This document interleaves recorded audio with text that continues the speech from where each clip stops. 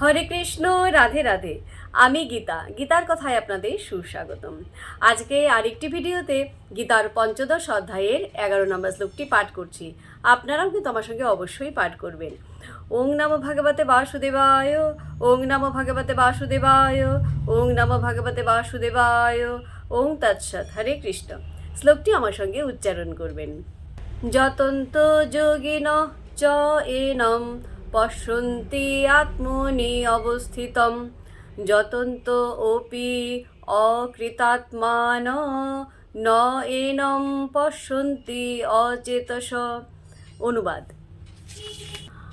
আত্মজ্ঞানে অধিষ্ঠিত যত্নশীল যোগীগণ এই তত্ত্ব দর্শন করতে পারেন, কিন্তু আত্মতত্ত্ব জ্ঞান রহিত অবিবেকীগণ যত্নপরায়ণ হয়েও এই তত্ত্ব অবগত হয় না।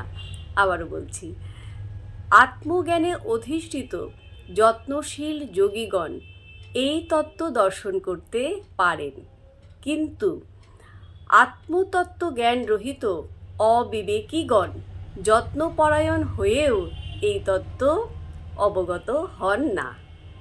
তো ভক্তগণ, এমনি করে প্রতিদিন একটি করে গীতা শ্লোক পাঠ করুন আর এই দুর্লভ মানব জন্মকে ধন্য করুন। আর আমাকে কমেন্ট করেছেন সঞ্চিতা দে। রাধে রাধে। আপনাকেও রাধে রাধে। হরি বল।